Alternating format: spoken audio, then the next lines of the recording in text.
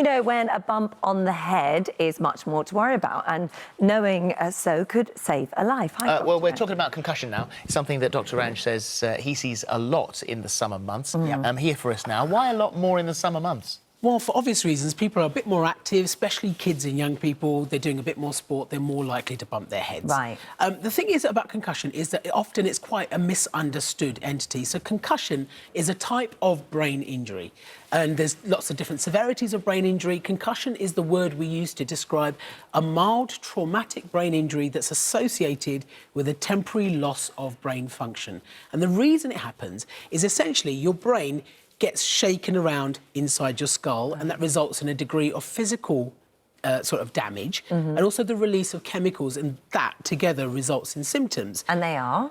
Well, the symptoms, it varies, actually. So immediately afterwards, most of them will happen fairly soon after the injury. You may have things like, you may be dazed, confused, seeing stars, you might have balance problems. Now, these can happen to a mild degree after all head injuries. It doesn't necessarily mean you've got concussion. But if you've got things like amnesia or loss of consciousness, or you black out, then you're highly likely to have concussion. Okay. Other symptoms can develop later. So you could have headache, nausea and vomiting, balance issues, dizziness, drowsiness, mood disturbance, emotional disturbance, sleep disturbance.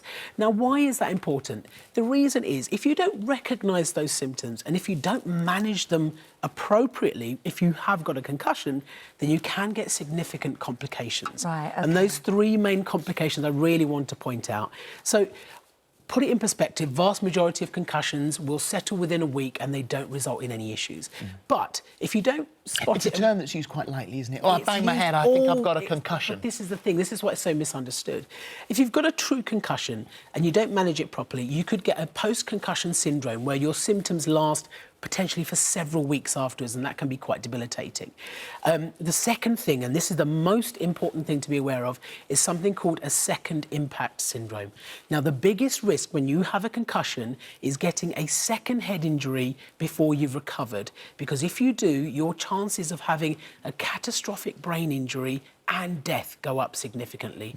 And that's something we've recognised more and more. This is why you worry about sportsmen going back out. That's it, which is why now there's a big push that if you're on the rugby field and you've had a head injury, you think you might have symptoms of concussion, you need to come off straight away. Absolutely. And the final thing is what we call a chronic traumatic encephalopathy. This is what we see in boxers. These are people who have recurrent head injuries, and it puts them at risk of long-term problems, things like dementia and Parkinson's disease.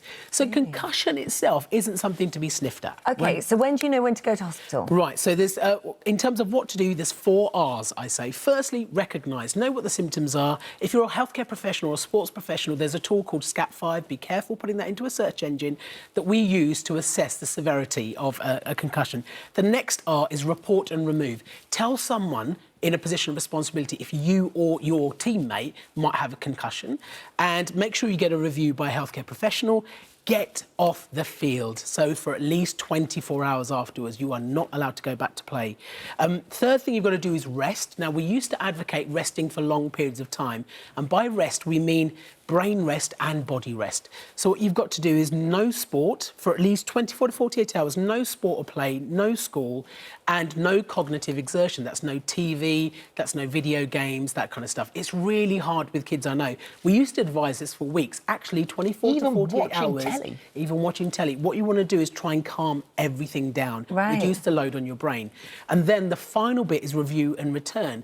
So that's a graded return back to activity and back to learning, usually under the care of a medical professional if you've been diagnosed with a concussion. And it's a stepwise approach. The speed of it depends on the severity of your symptoms. And obviously, if your symptoms get worse, you rest and go back a step. That's why we're so hot on this now, because we've seen people who have had unrecognised concussion and catastrophic brain injury. Are all concussions caused by a blow to the head? Not necessarily. There's 3 ways you can do it. So you could have a direct trauma to the head, you could have a whiplash injury where you have a rapid acceleration and deceleration. Like a car crash or something. Like a car crash. Or you could have a blast injury. So fortunately those are rare in this country, but the other 2 are not. Direct blow to the head is the most common way to do it, but it's not necessarily the only one. There's a few myths. Things like dilated pupils are a sign of concussion. So dilated pupils can be a sign of concussion, but actually, dilated pupils happen for lots of different things. When you're stressed, excited, drunk, on medications, if you're having a seizure, if you've got a brain injury is one of them as well, but it's not a reliable sign. OK. So pain medication shouldn't be given after a concussion? You can have pain medication after a concussion, especially if you've got a headache. There's no reason not to. The only thing you need to be careful of is giving aspirin. So firstly, aspirin thins the blood, so it increases your chances of having a bleed, and therefore, if you had a bump to the head, you don't want to bleed into your brain. And secondly, be careful with aspirin around children, as we always are. OK. Is it a good sign if the head swells? So it's not unusual to have a tiny little bump and swelling. That's OK. But if the bump is bigger than 5 centimetres, boggy, or if you think there's a skull defect underneath, those conditions in kids are a reason why we say go to hospital and get them checked. What about a baby crying after a bump is OK? It's not an unreliable sign. I wouldn't use that as a sign of concussion, but babies can cry either because they've got a significant injury or actually because they're upset, scared or just shocked. OK. Thank you very much indeed.